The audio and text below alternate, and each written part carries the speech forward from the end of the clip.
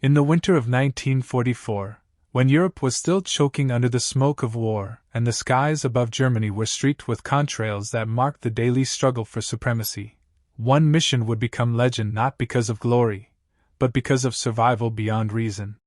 It began, as all missions did, in the grey light of an English morning on a frozen airfield scattered with olive-drab bombers lined like weary giants waiting for their fate. The 381st Bomb Group had flown through hell before, but this day, this bitter December morning, was different. They were ordered to strike deep into enemy territory, a ball-bearing plant in Kassel, a target so heavily defended that even veterans of a dozen raids felt their stomachs tighten when the orders were read. Among the crews was the B-17 Flying Fortress, Iron Wind, a scarred but loyal machine that had limped home from more missions than anyone could count. Its pilot, Captain Samuel Harlow, was a man hardened by 2 years of air war, known for his calm under fire and his quiet defiance against odds that should have broken lesser men. His crew, 9 young Americans bound by fear and courage, moved with practiced precision, each one knowing that survival depended not on luck but on the unspoken rhythm of trust. The engines coughed, roared, and thundered to life, and with a vibration that shook the earth, the Iron Wind began its slow roll down the icy runway, its massive frame lifting into the clouded dawn toward a sky that had already swallowed too many souls. The bomber stream stretched for miles, hundreds of aircraft shimmering like steel eagles, each carrying thousands of pounds of explosives and 10 hearts beating in unison with the engines. Below them, England receded into a patchwork of frost and shadow. Ahead, a continent awaited them with open fire. The tension was a living thing inside the fuselage. The bombardier, Lieutenant Frank Delgado, checked and rechecked his Norden bomb sight while Sergeant Will Tex Hawkins in the tail turret adjusted his guns, eyes scanning the horizon where enemy fighters could appear at any moment. Radio chatter filled the headsets, calm, clipped, professional, but beneath the discipline lay the unspoken understanding that not everyone would return. Captain Harlow, gripping the control column, glanced across at his co-pilot, Lieutenant Mark Ellison, whose face was pale under his oxygen mask but whose eyes were steady. They had flown together through thick flak, through night raids lit by the fires of burning cities, through missions where fuel ran dry before reaching home, and somehow, they had always made it back.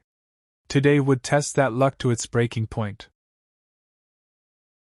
At 20,000 feet, the German coast appeared, and the first bursts of flak began to bloom in the distance, black flowers of death expanding in the pale blue sky.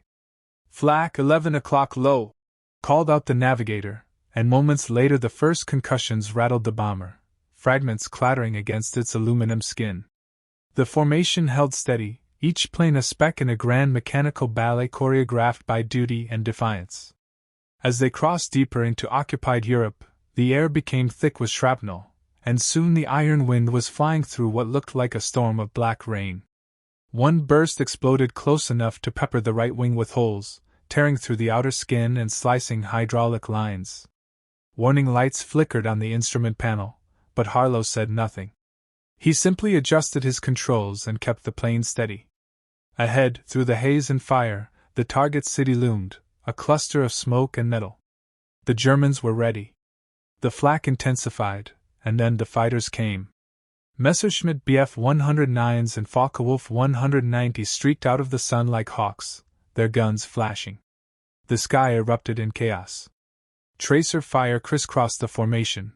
Bombers went down trailing smoke, spinning toward the earth in flaming spirals. "Bandits, 3 o'clock high!" Hawkins shouted, squeezing his triggers.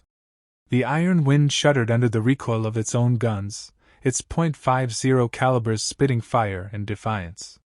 A 190 dived straight at them, its cannon rounds stitching across the fuselage, smashing through the radio compartment, shredding cables and tearing into the oxygen lines.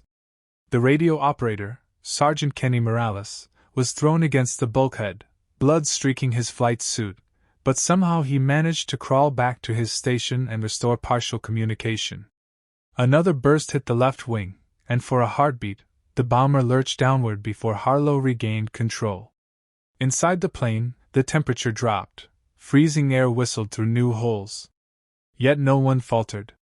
Delgado in the nose called out bomb run coordinates as calmly as if he were in a classroom. The intercom crackled with clipped words. Bomb bay doors open.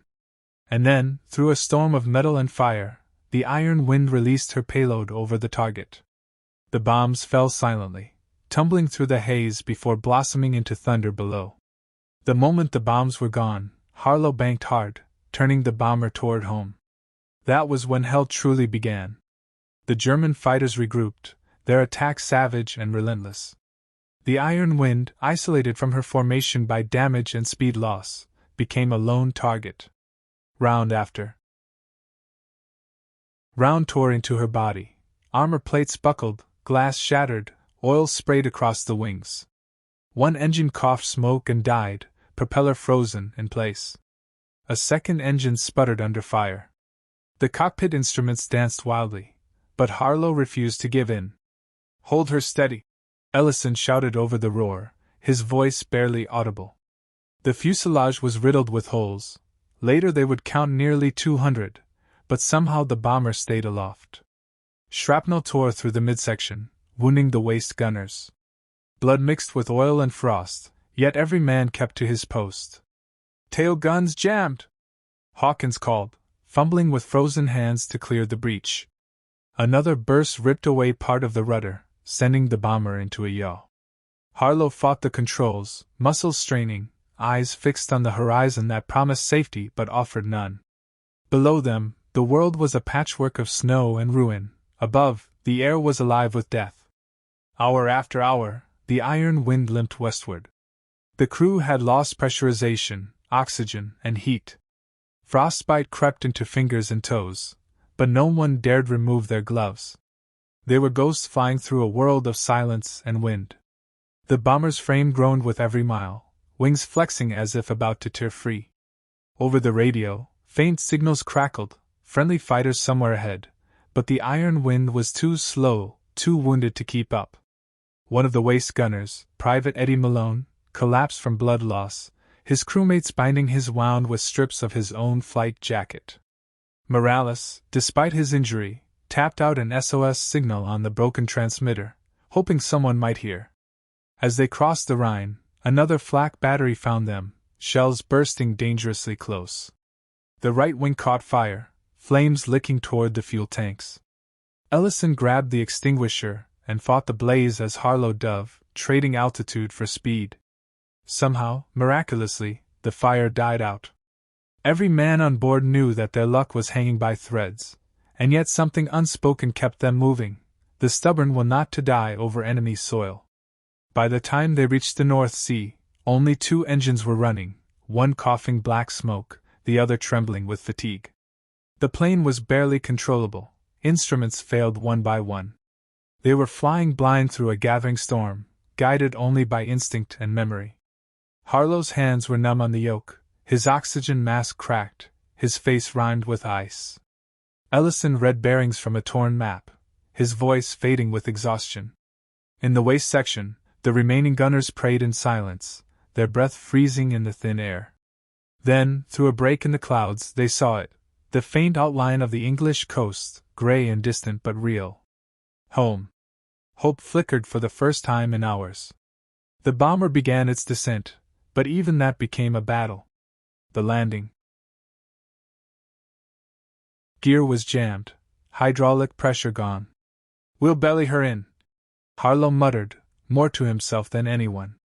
The crew braced as he guided the dying aircraft toward the airfield. Ground control, alerted by their SOS, cleared a runway and sent fire trucks racing to position. The Iron Wind came in low, wobbling, both engines sputtering. The ground rushed up to meet them. When the impact came, it was like the closing of a great book. The bomber slid across the icy runway, metal screaming, sparks showering into the winter air. Pieces of the undercarriage tore away. One wing clipped the ground, spinning the aircraft sideways before it came to a grinding halt in a cloud of smoke and snow. For a long moment, there was silence. Then, slowly, the cockpit hatch opened, and Harlow stumbled out, blood streaked across his forehead, eyes glassy but alive. One by one, the crew followed, battered, frostbitten, half-conscious, but breathing. The medics rushed forward, dragging them to safety just as fuel began to leak from the ruptured tanks. Someone shouted, "Get back!" And seconds later, the bomber that had carried them through hell erupted in flames, burning bright against the winter sky. The Iron Wind was gone, but her story had just begun. Word spread across the base within minutes. AB-17 had returned with over 200 bullet holes, 2 dead engines, no hydraulics, no radio, and yet she had brought her crew home. Mechanics who inspected the wreck were speechless. One said he counted 70 holes in the wings alone, another swore he found fragments lodged inches from the main fuel line. The men of the 381st gathered silently, watching the smoke rise, knowing they had witnessed something that defied logic, a testament not only to the strength of the machine, but to the unbreakable spirit of those who refused to surrender. In that moment, as the sun broke through the clouds, glinting off the twisted wreckage, Captain Samuel Harlow stood with his crew beside the burning remains of their plane. They were exhausted beyond words, but alive. Reporters would later call it a miracle, though Harlow never used that word. He said only that the Iron Wind had done what she was built to do, carry her men home. And so she had, against every law of probability, through a sky filled with fire, through the weight of 200 bullets that should have ended everything. Her story became legend in whispers across the base, then across the Air Force, told by men who saw in her survival a reflection of their own fragile hope. For in the endless winter of war, when life and death balanced on the edge of a wing, even a machine could have a soul, and courage could wear the face of steel. In the days that followed the Iron Wind's miraculous return, the airfield at Bassingbourn seemed to breathe differently.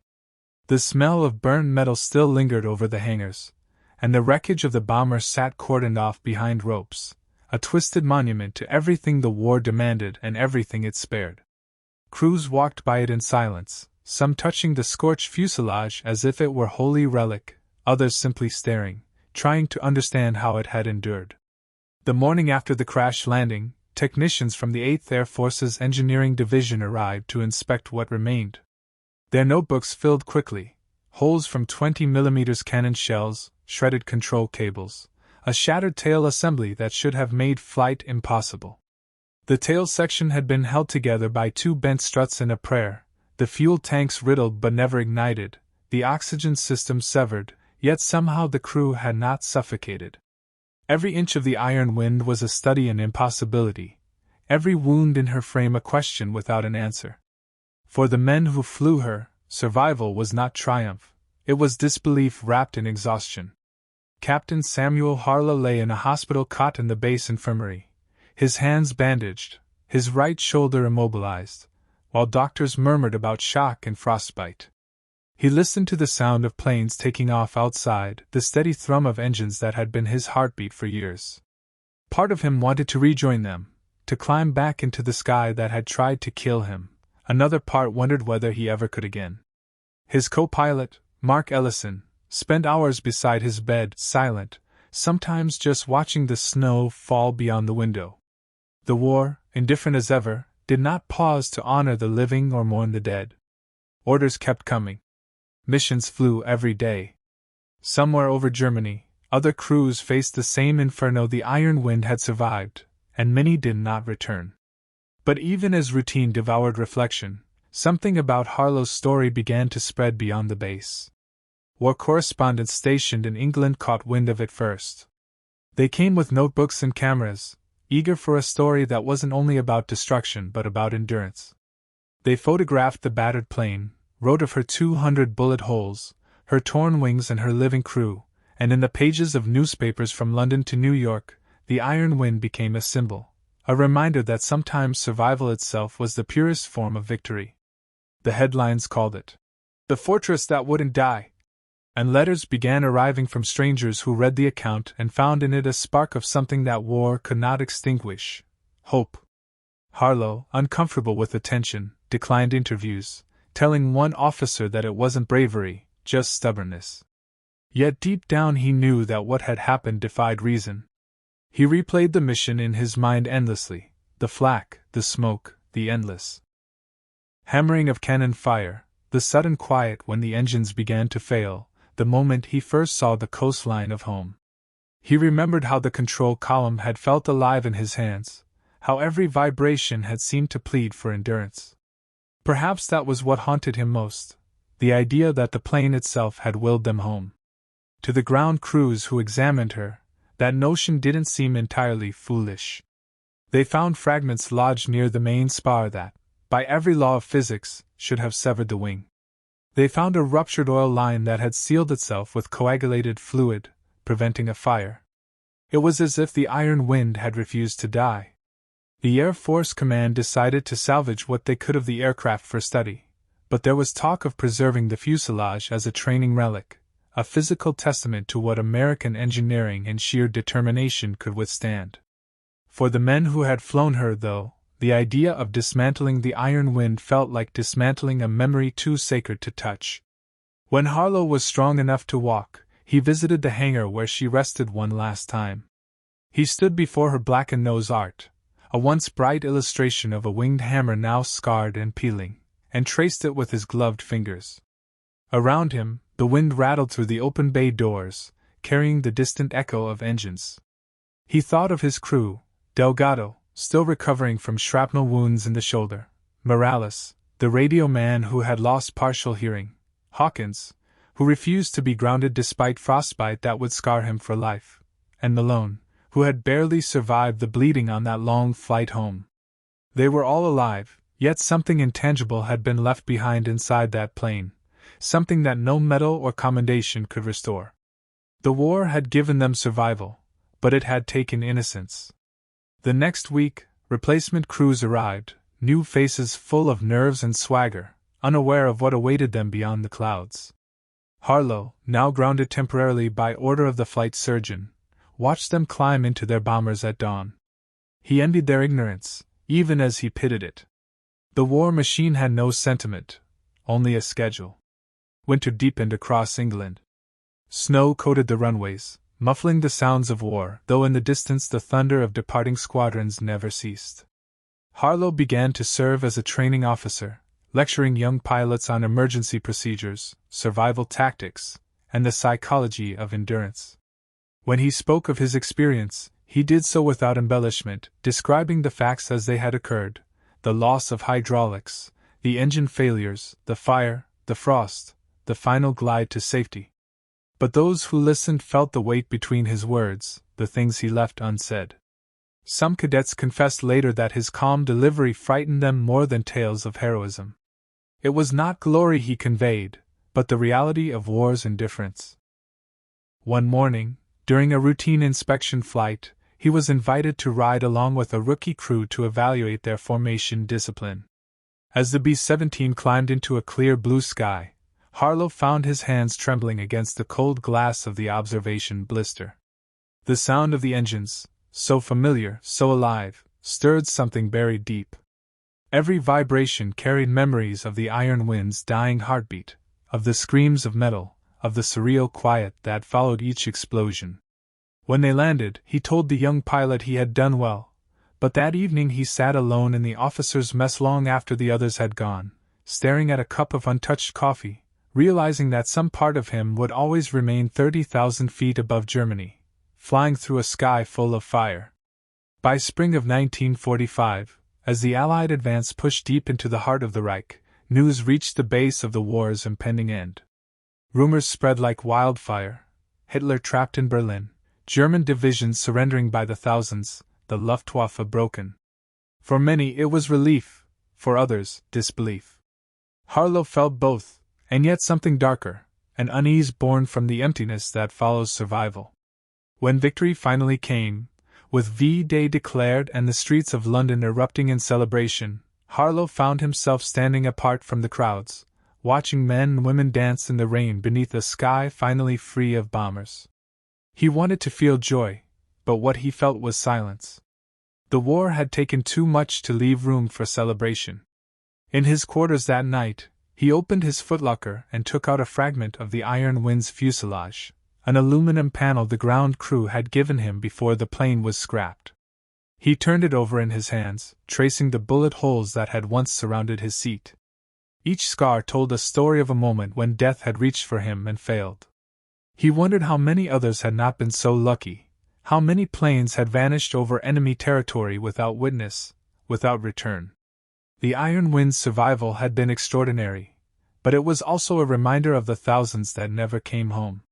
That thought haunted him more than any nightmare. Months later, when he finally returned to America, Harlow was greeted as a hero.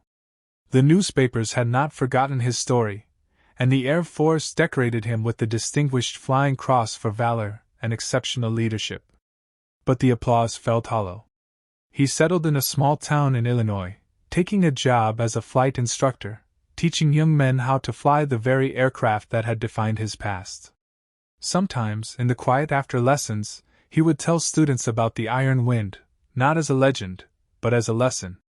He would say that courage isn't about not being afraid, but about flying anyway when every instinct tells you to give up.